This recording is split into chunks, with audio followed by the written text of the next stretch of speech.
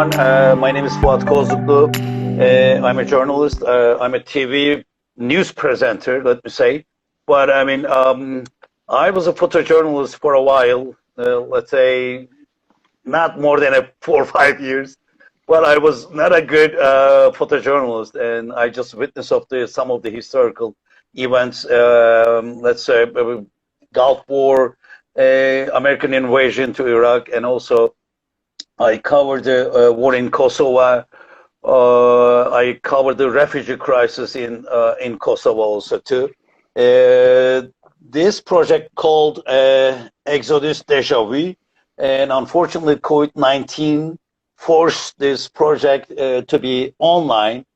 And the project, which started with the contributions of 5 photographers, and includes the shots of 12 photojournalists on the dangerous journeys of refugees in different parts of the world. And I'm here as one of the names that perform and interviews of this project in the virtual environment. And we have one of the best colleague in our business, let's say. As a photojournalist and cameraman, I have witnessed the wars and migration tragedies of people who have suffered many drama and persecution. And I will make this publication a broadcast with Anatolian News Agency, which is one of the best news agency in this planet, in our world. And photo reporter Atilgan Odzil with us today, who recorded this, his journey or testimonies in the archives of history at the Exodus Photography Exhibition. And you are the witness of so many historical tragedy or events. Yeah. And you are belong to this project because of your stuffs. And Atilgan Odzil, Yeah. and he listed, and above all, my dear colleague Atilgan Odzil, who is first of all, who is a human and then a journalist. Sure. Yeah. Sure. This is very, very important, I believe. I mean, being a journalist, okay, but I mean, we have to be a human first of all, and then journalist. Yes, go ahead, Atilgan. Yeah, we love to listen to you. Fuat, as you mentioned that we were talking about the migration situations and the Exodus Deja VU, like we just newly started to make our conversation in English for our who can speak English and who can avoid with the Exodus Deja VU and something like that. So before we start the conversation, I would like to say a couple of things about the founders and who make Patrick. it. Yeah, Patrick and the Anadolu Agency and something else. It's just like it's a couple of minutes. Like I would like to thank to having me, and it's a great honor for me to being a part of this project, especially in the World Migration Day. So. Honestly, I'm not just like the public relation journalist, such as like people who is always involved with the social media and sending something like that. But I'm just very happy to being a part of Exodus Deja VU, to being here because of the good matter, you know, like it's about the refugees and it's non-profit and this is what I would like to involve, happily would like to involve it. So before, and I would like to thank you who gave me this opportunity and follow my works closely this way, like Mr. Patrice Vallet and then his nonprofit organization in this way, which is only aiming to get people attention to on the refugee crisis in all around the world. And I also would like to share my feelings. I'm so humbled and proud to be at the same exhibition with the world-known photojournalists in the world, like most important subject, refugee subjects, such as Guaylar Marias in Tijuana, and he has done numbers of amazing jobs. And over there, he has a great hospitality for the photojournalists like me, who came from the abroad, and also Sergey Panamero. He was Istanbul Photo Award winner at 2016. And of course, also I'm proud at the same exhibition with the Mr. Coşkun Aral, who I yeah, who Oh, he's a legendary, yeah, well-known photo. I honestly grew up while reading his journey books and like watching his documentaries and Coşkun Aral's yeah, documentaries and and photo. his photo books and something like that. And also, according to UNHCR numbers, there are nearly like 80 million women, children, and men around the world have been forced from their homes as refugees and internally displaced people. This is like a nightmare in the world. Like It is yeah, 1% of humanity displaced, according to the United Nations Refugee Commission. I mean, High Refugee yeah. Commission, They are, Global Trends Report. Yeah, that's what they says. I they mean, are just more than 79 million, right? Almost. yeah. Nearly 80 million actually. They are struggling with the economic and the mostly security concern in their countries. And this time with COVID-19 also. Exactly. So and also on the other hand, I'm fully support the black people in the United States who are giving effort and struggling for their living rights and equality based African on yeah Americans, yes. based on Yeah, you're their right. races. That's uh it's even thinking about it, it's disgusting to me. Like as an adult agency, we are one of the biggest global news agency, like you just mentioned it. We are giving enormous importance on world refugee crisis. We have huge team as heroes behind of their computers and on the phones and also in the field as photojournalists and the videographers, you know. So AA is making news in 30 languages. At the same time, our news are involved with the people at the same time in 13 different languages all around the world. That means everyone else, almost everyone else, in 30 different languages, people can learn what is actually going on the refugee crisis with their own mother languages.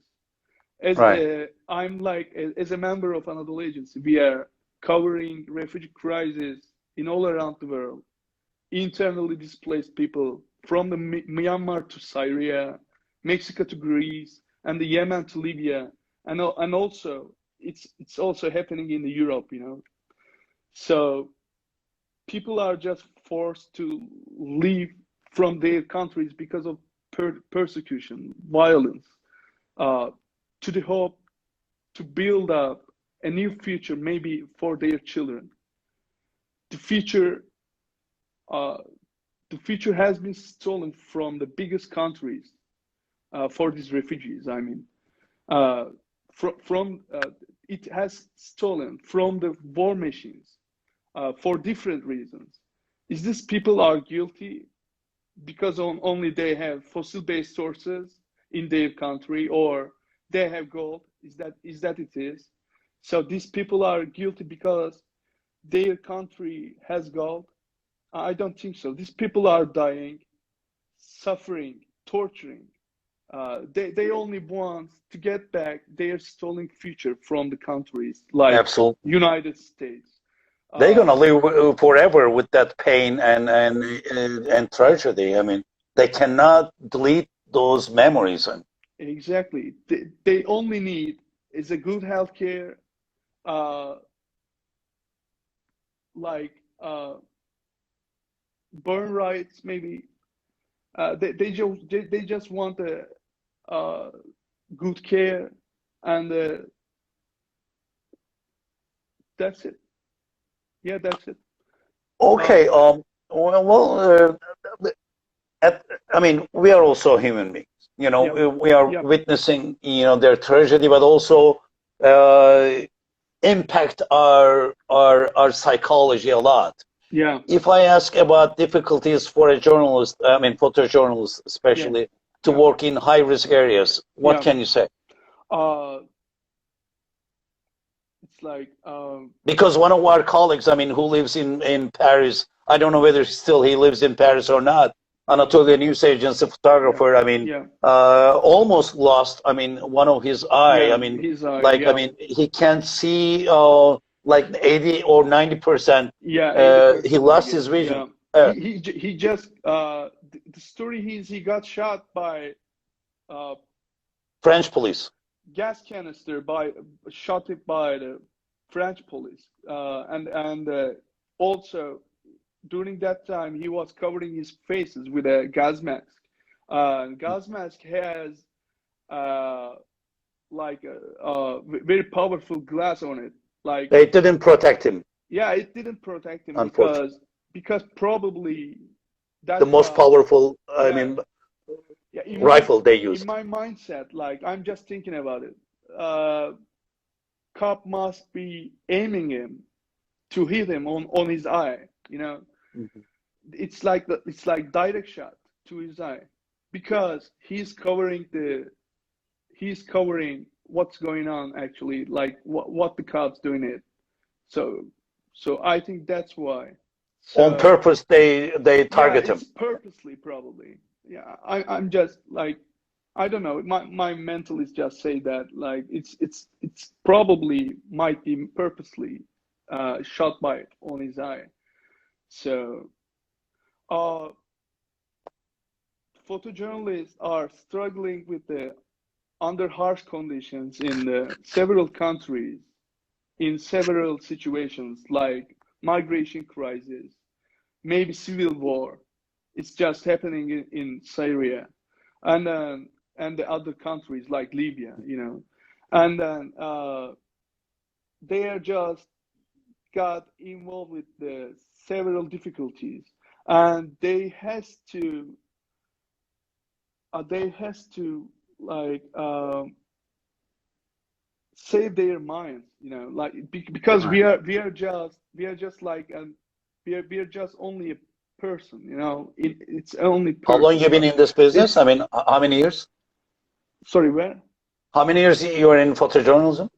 me Yes. in United States No, in general. I mean, when you and started. generally, I started like 10 years before in Wow. Istanbul, yeah, and then after that I just uh maybe travel around more than 10 countries. But as a photojournalist, I just flight over like maybe five and more countries. Oh my God. Okay, Yeah, that's a good experience actually. yeah, It's a lot of experience. But I mean, your soul, your psychology. I mean, how much yeah, impact yeah. That's a good question though. But those of tragedies. my psychology had been uh, very bad affected by especially during the Syrian civil war. Mm. I just got bombardment in the Syria by the Aleppo, Aleppo, not no actually I was at the Idlib. one of the Turkish area What? like Yaylada, I guess. Yeah, Okay. Yaylada. Yeah. Yeah. So it's very Hatay, part close. of Hatay. Yeah, Hatay, part of Hatay. It's so close to the Turkish border, but I that see. there's a Turkmens are living there, and Hmm. they were struggling without any ammos, but with they are struggling and fighting with the regime soldiers without any weapons. That was crazy. So I was just uh, I was just with them for several days. I actually never saw a dead body, you know. Like I was like just hanging around and taking photos I see. and trying to get something else for the global media. But so one of those days, we were just riding to the forest to cover someone else. I was trying to get a portrait of uh, one of the fighter from Russia. He was with the red hair and I don't know. He was very photogenic, and we tried to uh, get in touch with him. While we are at the forest, we just got airstrike by the Russian forces for no reason, like all civilians there, and we just like couch on the ground and lie on the ground and wait until 15 minutes. I got really bad effect of it, and it just gave me so much harm in my psychology. In the very first time, you couldn't realize that, so you are just continue to live with it, and after that, uh, I turned to Turkey, and then I found myself while I'm like fearing about I'm just freaking from the strange sounds like doors bang, for example, when the car doors bang from somebody else, and I was just freaking out of it. I was like, what's going on? Like trying to lie something else or trying to get cover from the something. Uh, and and actually, I learned that people calling it is Vietnam syndrome. So so I learned that that's what I'm living it. When you said, I mean, Vietnam, I mean, I just remember Nick Ut. He's, I think, right Yeah, now yeah, around 60s or 70, no, 50, 57 years old. yeah, I think he was here, I mean, last year, and I yeah. met him, and also I moderate one of his panel Oh yeah, in Istanbul, yeah. He was in and Istanbul. Yeah. yeah, he became. Oh, actually, that one was second meeting with Nick Ut and I, and we Cool. met before. Yeah, we met before. I mean, 10 years ago, actually. And also, I took the picture, Nepal girl, Yeah, but that's Nepal what we girl. called. Yeah. Yeah, Nick Ut win 1972 or 73 Pulitzer Prize Mm-hmm. for spot news photography, and the Yeah. 1973 World Press Photo of the Year. Yeah. Uh, they called the terror of war. And I asked Nick Wood, I mean, I said, Nick, during 70s Yeah. or maybe 80s too, I don't know, Yeah. uh, a photograph changed a lot, could change Exactly. a lot. Yeah. Still changing. And I Yeah. don't know. That's why I'm going Yeah. to ask. I mean, Yeah. do you think it has the same effect today? Do you think Exactly. like Nick Wood's photo ended almost Vietnam War? Yeah. But I mean, today, do you think, I mean, we can see that kind of effect? Yeah. What I'm not. Because the war in Syria, Yeah. such a shameful, such a Exactly. worse, I mean, tragedy Thousands of. happening at front of us. And then, unfortunately, Yeah. any picture or video footage didn't change anything. Yeah. People, unfortunately, in this century, people get used to it. People are get used to it to show thousands of pictures. They are just uh, they are just Normalizing in their mind, I think. normalizing and pushing on like on Instagram, and they are just sharing with the on WhatsApp. So there are thousands of pictures creating by great photojournalists nowadays from the civil wars and something like that. But it has no effect like what they did before for today, because people just, like you said, getting normalization in their minds, and then it's just like photos, that's it. And they are just checking it. They are just checking it. There's a maybe for 1 second or 2 seconds, and they are just throwing with this finger, you know. That's it.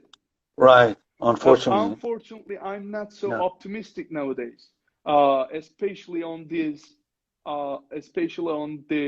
job. You know, the photojournalism is just evolving, like Right.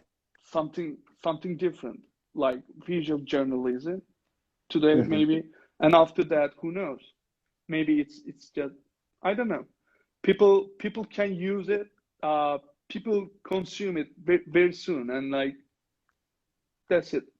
There, you know, I'm also one of the guy who found one of the like dramatical portrait from the Syria, like about the Ümran Bebek, you know, I guess. Oh, yeah. I mean, from the DHA agency, yes. Yeah. So people just consume it, and that's it. So now the yeah. Imran Bebek. I'm sorry. No, I Ümran think Bebek was. Let me check it out. Ümran Bebek. Yeah, that's what I found it. You know, we are as Anadolu agency. We just found these pictures. Like we gave amazing efforts day by day. Like right there. yeah, there was a regime forces bombed civilian buildings, like what always they are doing. We just found a video, like civilian video on their phones, and in that harsh conditions, during that circumstances, we realized a man with a camera, Right. in that video, but there is Yes, no yes, picture I about, remember. but there was no picture about it. So we tried to reach that guy, like hour and hours, and we reached him. We tried to get the photos, like we bought the photos and we used it, but it affected for just 2 days. Right. 3 years ago, I remember. Yeah, she's sitting at the container. I don't know where she's sitting at the chair and looking with deadly looks. I mean, you know, I just remember the different one. I mean, 2015. Alan Kurdi at the boat. So unfortunately, that picture that you are telling me, that picture is also very affected. And other picture also very affected. It's full of emotion, you know, it's full of emotion because it's only about the child. So it's just getting people attention for 2 days. Oh yeah, unfortunately. That's crazy. Because of social media? I think so. Not only the social media, but the social media is making difference, like maybe 50% in people's emotional mindset, in my opinion. Mm-hmm. There's another question. Sure. Robert Capa.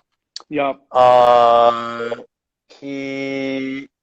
He died at May 25th, 1950 war. He just touched the landmine. Yeah. Was a Hungarian-American war photographer and photojournalist, as well as the companion and professional partner of photographer, Gerda Taro. They were both legendary and the most professional or most best photographer. I don't know how they called him. And he was saying, you know, you have to get more closer to the. When you get closer, you got better, I guess. Better, yeah. Yeah. Did you thought that way? I mean, when that's right. That's definitely right. Yeah, that's definitely right. Tell me about your mentality. I mean, your mind. Closer is always better. Like nowadays, internet mi gitti? İnternet.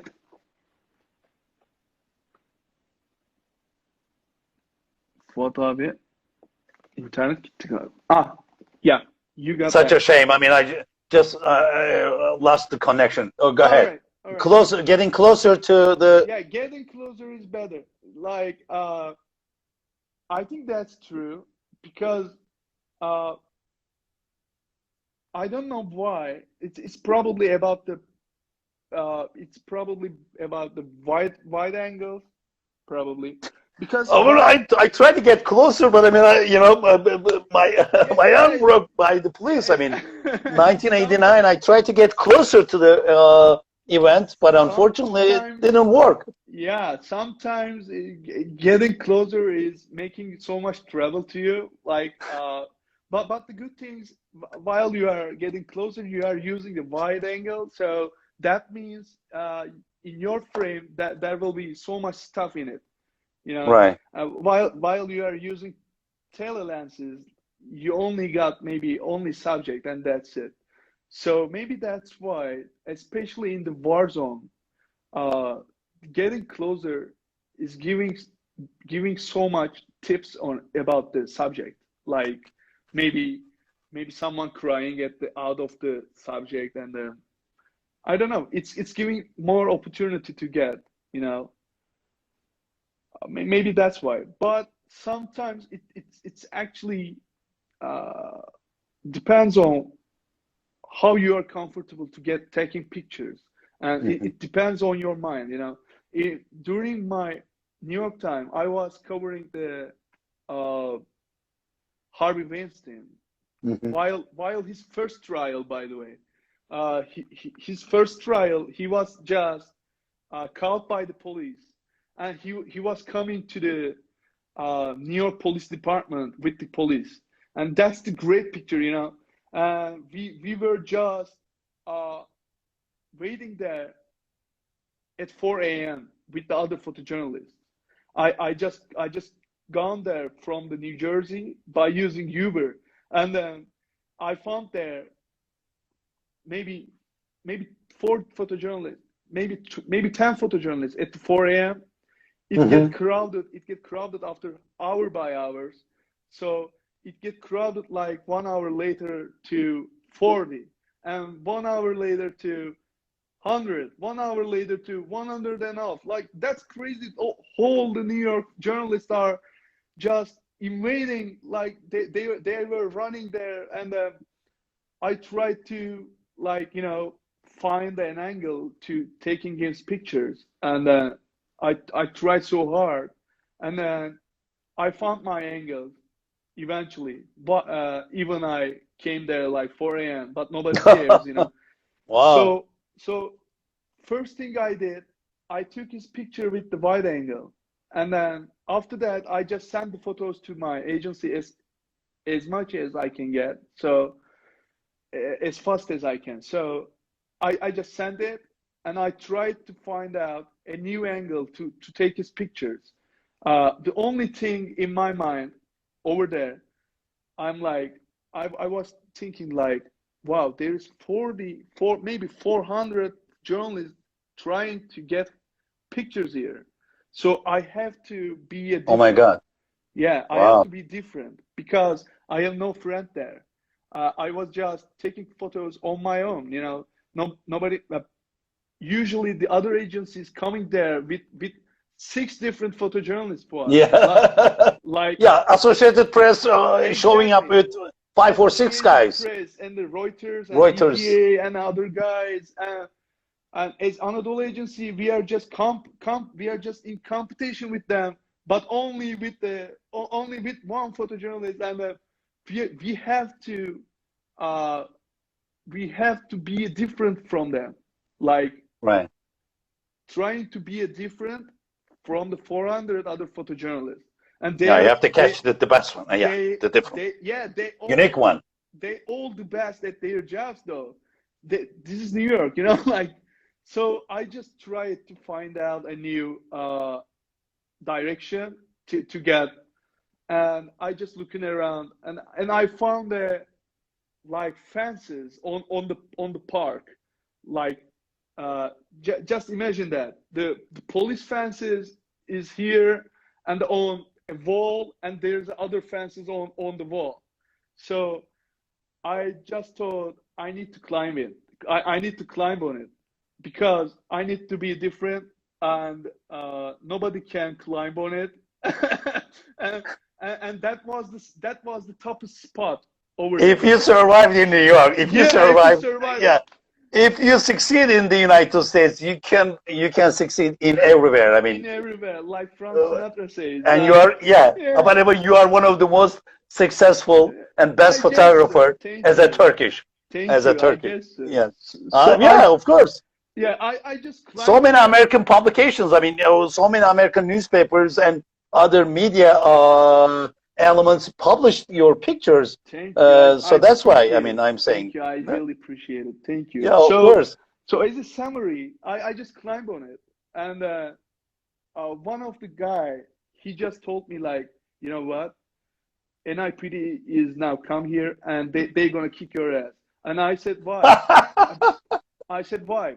Because you just like you are just climb on it, and it's you know it and you can't do that. And I said, while he was telling me like that, Harvey just move out with the cops at the same time, and I was like like with the telelenses, and that picture used by and Time on the front pages, like Time magazine, yeah. yeah, because that was the one of the different picture over there. There were, in my frame, there were the journalists around and the cops holding Harvey Weinstein and something like that. That was a story about the wide angles and telelenses. Maybe sometimes you need the both of them, but you have to choose. You know. Almost everyone, almost everyone who Yeah. witnesses tragedies takes photos with their mobile phones, Yeah. Yeah. and but undoubtedly a professional eye announces the pain, witnessing the tragedy of the persecuted, Yeah. the tragedy to the world with the most striking and impressive frames. Do Yeah. you think with the great influences of social media, people are exposed to images that depict mass misery? I don't know whether I'm saying I mean, right, using the right words or not. I don't know. Um, Go Turkish if you want it. no, that's fine. How Okay. do you think the role of photography in this context? Uh, you mean Because I mean, do you think we are used to seeing such images? Do we still really see them, or reflect the tragedy to the entire world? Exactly what we are seeing at the field. you mean based on the photojournalism, or I mean, with mobile phone with the and mobile phones yeah, when the civilians taking pictures? right, right. I mean, Yeah. other than photojournals, Yeah. because you have such a equipment. I mean, Yeah. big lenses, huge Yeah. Yeah. lenses, Yeah. and Yeah. wide angles of a professional Yeah. one. Is that impact the Yeah. same way what the mobile phone Uh, users taking? what nowadays, unfortunately, most of people, especially like the managers, sometimes for any companies, people thinking like everyone can get the good pictures with their iPhones, and this system has to be corrupt, and this system will corrupt Right, exactly. very soon, I because agree. I agree. in my personal opinion, they can never get a picture like what photojournalist does. You know what I mean? Uh, for example, I can't drive a car like F1 pilot does, you know, because that man is educated, well educated on it. He spends there years and years. And sometimes, actually, I most of the time thinking on it, like sometimes some correspondents also, thought like they are taking good picture as good as photojournalist does. This is unacceptable. You know, No, this is I agree. impossible.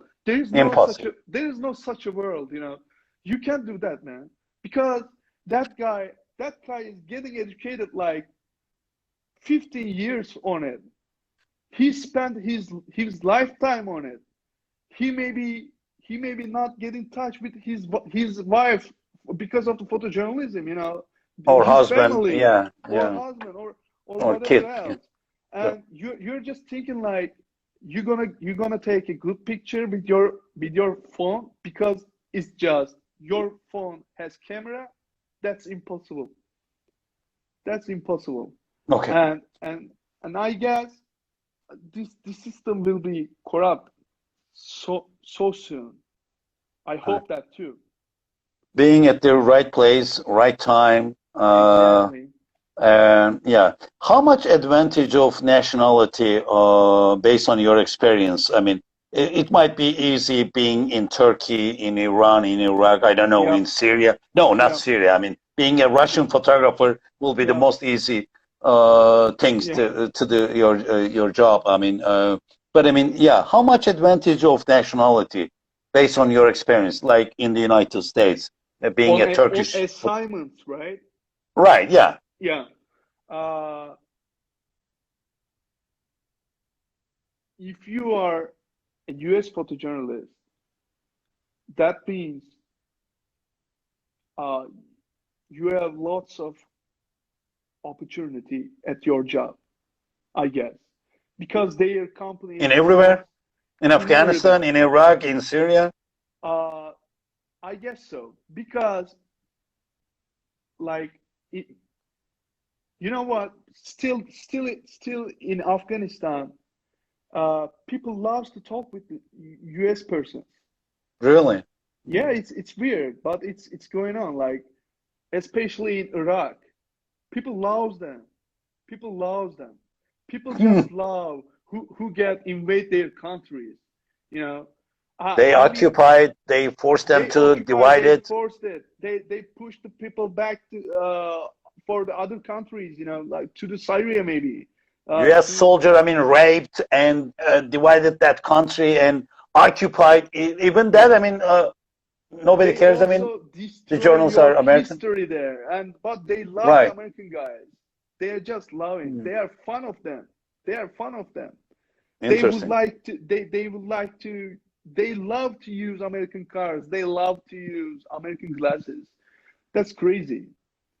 That's crazy. So if you're Turkish in Iraq, uh, in my opinion, it's a 50-50 chance. Yeah, You've been in because Iraq, right? yeah, no, I never been there. Oh, No, okay. I've never been there. Based on your experience, I ask, I mean, Based on my experience, yes, how much advantage of nationality? uh, in US, to being a US person in United States, that doesn't mean so much thing actually. But it's giving you opportunity to speak with them like with their mother languages. Their US language is much different than what we are talking now. So so they has other like you know a type of language like it's like maybe the middle states from the United States, you know that's Yeah. like more than like what they people talking like it's oh what you coming now like it's like kind of weird, you know, you can't understand anything like I'm like so if I can speak English, what this guy speaking about like you know what I mean? I've been That's in crazy. Tennessee, I've been in Michigan Yeah, and I've been in Georgia, North Carolina. That's crazy. right? North Carolina, Yeah, yes. I couldn't understand anything. Like I couldn't get it. Like, well, Southern part of the United States English doesn't make sense yeah, for us. I mean, yeah, that's crazy. It's a kind of a different maybe accent, and in United States maybe that's the thing. If you can speak with their accents, yeah, that means uh, you can you can just concern that I see. for anything. You know, Right. maybe you don't have an accreditation for any event, so you can talk with them without any noise in your voice, like what we are talking. So maybe you can get that credential. So it's only giving this opportunity in the United States. But in Syria, being Turkish, it's a thing. It's a thing. Because people making hospitality to you. People loves to you. People loves to you in Syria. People open their houses doors to you. People would like to spend time with you. People giving to you a tea, you know, like that's a big thing in Syria. People giving you a breakfast to you. People Even they don't have that much food. yeah, exactly. People They share their breads. getting crazy to share with you something.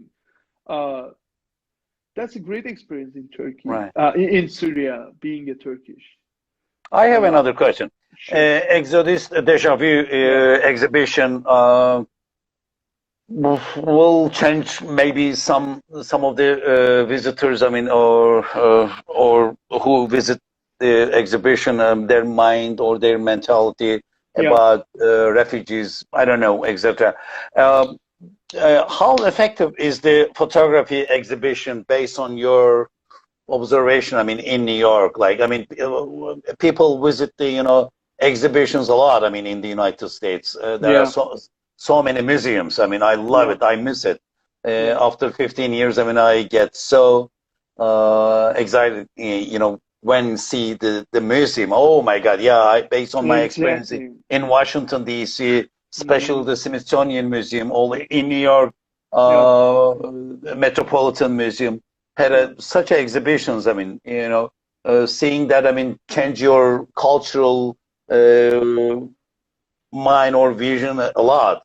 I mean, do you think this kind of, I mean, exhibition changing even the minority people? I mean, some small group.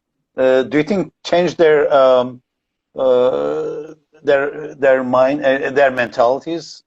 What's going on at the entire world? I mean, like the Americans. I mean, I really wish it could, but I'm not so optimistic on it again. So I'm in this century. I'm not believing a picture. Just a fantasy for them to visit. That's it. Yeah, that's it. Cultural exercise. Okay. I'm not just believing anymore a picture going to change a system or change people's minds. Unfortunately. Especially in the United States or all everywhere around the world. In all around the world. I see. I see. It's people just like sad. It's sad. Yeah, people just like seeing is a thing. But that photos taking from a real life, but people just not realize it while they are looking at. People just looking at and that's it. That's all. Okay. It's gonna be probably last question. I don't know how many minutes we have it, but I mean, I would like to ask. I mean, about your recommendation to the new colleagues. I mean, what would you say to new colleagues within the framework of your 10 years, right? I mean, in photojournalism. Yeah, more than little bit. Yeah. Okay, within the framework of your 10 years of experience. Oh, it's too hard for me. Yeah, you can recommend it. I mean, your lenses, or I don't know, anything. As you already know me now, we are just talking in 2 hours maybe, and I believe you just know how I'm thinking now. So I'm not. In my opinion, they need to find another job to make it. Really? To earn money, And after that, if they want it as a hobby, to making a photojournalism, to covering something else, my personal opinion is that's it. They need to find a job which is giving a good money and earning more, and after that maybe uh, they can make a photojournalist. They can be a photojournalist to cover something else, because things is getting so hard in the world, in all around the world. Being a photojournalist is so hard. Being a freelancer photojournalist is so hard. It's like hopeless, hopeless for the other countries. This is like an industry only for United States and the other European countries. In their countries, people earning, people just get what they deserve. Uh, I mean, as a freelancer photojournalist and the journalists, they're just getting what they deserve in the other countries. In European, some of the European countries, not all of them. That means uh, England maybe and the United States. Mhm. It's like industry just working for them. Uh, That's true. No, for you're the right. rest, it's so hard. It's so hard to uh, live, continue with your earning, to spending your life just with that earning. And but but if I have to give some advice according to my a little experience for the for the newcomers, uh, that might be learning learning foreign languages as much as they can, not only just English, or not only just uh, French, More not than one only or just two languages. Spanish. Yeah.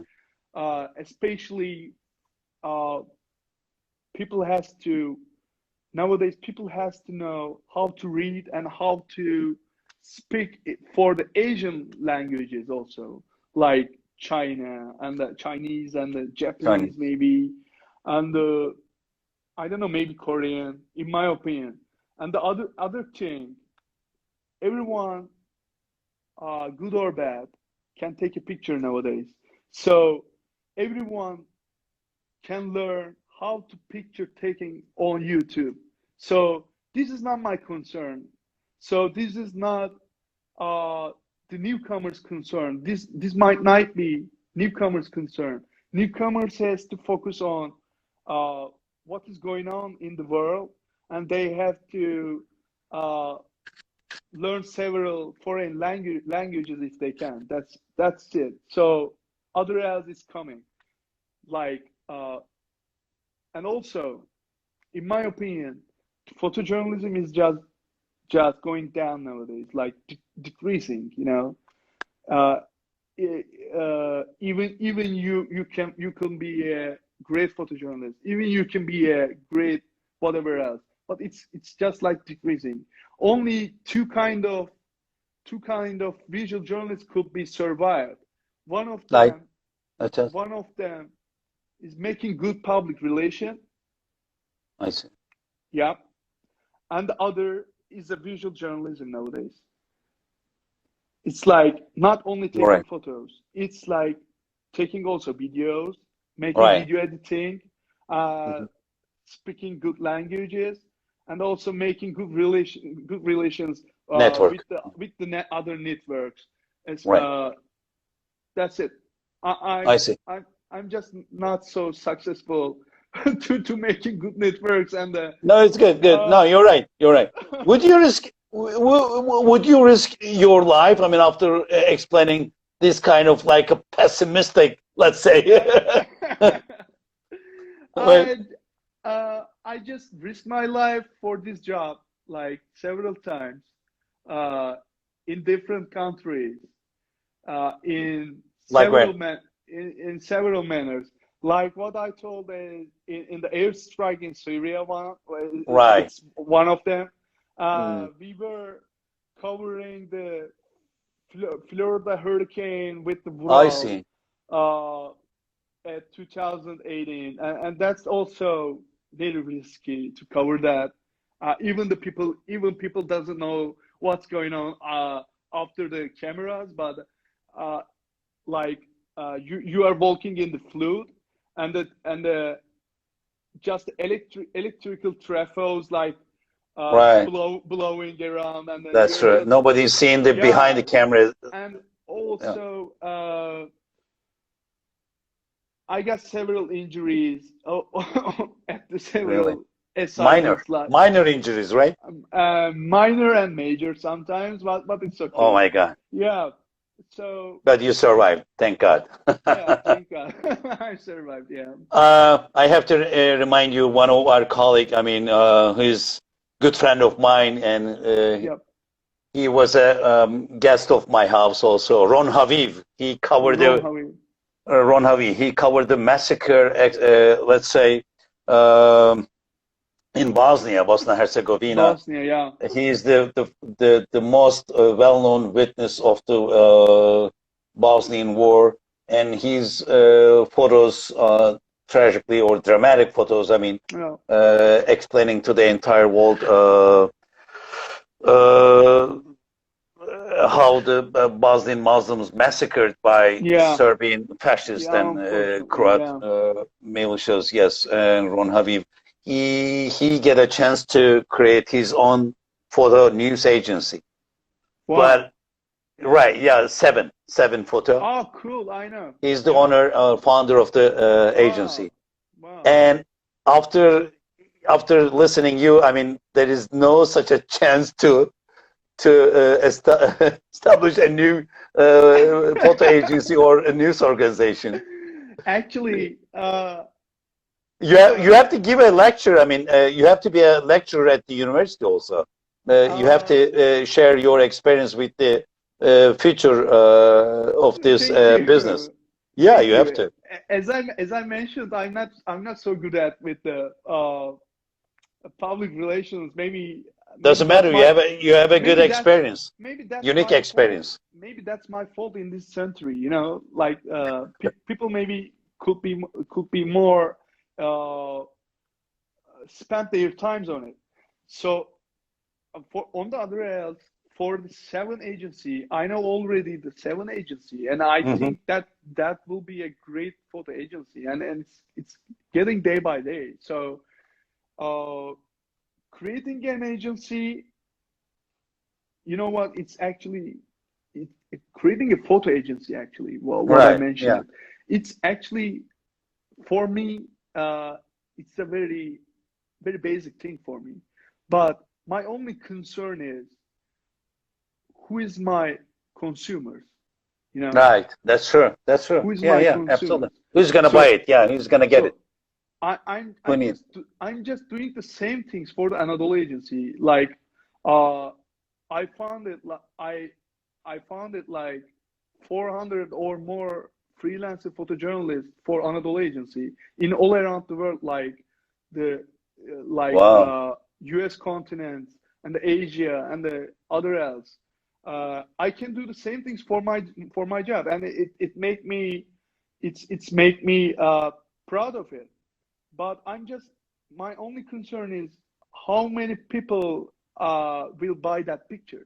That's true. You're right. Who's interested with, like, The Guardian or Independent or Washington Post, LA Times, Boston Globe. Right, you're right. You know. That's true. Okay. Well, I have to thank you, and also I have to mention other colleagues. I mean, name again: Coşkun Aral, Ercan Arslan, Adem Meleke, Anıl Sural, Cem Özdel, Tayfun Coşkun, Vural Elibol, Fırat Yurdakul, Fatih Yorgancı, and my other. Yeah, you have to mention the new guy's name. I mean, I'm old guy. I don't remember the most of them right now. I apologize.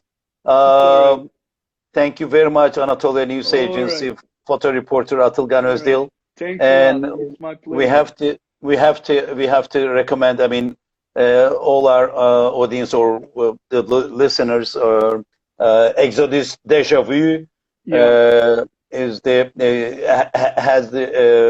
3D exhibition online. You have to visit exodus/deja.com. and a series of live interviews with the photojournalist will be held tomorrow and for next week. Yep. Thank you being with us. Let's check it out. Yeah, two Turkish journalists Yeah. speaking with their second languages. Yeah. I hope we didn't make that much mistakes. I hope everybody, all audience understood. I mean, So. what we said. I mean, your English is much better than mine, of course. I mean, I forget a lot. I mean, almost like how many years? I mean, 14 years. I'm not using my vocabulary, my English. I'm so I mean, scaring the hell of to lose my English too. Like, I don't know. unfortunately, I forget a lot. Thank you very much, All right. and good Thank night. you so much. You're gonna put into the Instagram, right? Yeah, I will. People gonna watch it and listen. Okay. Good night. Have a nice weekend. Bye bye. Sağ olun.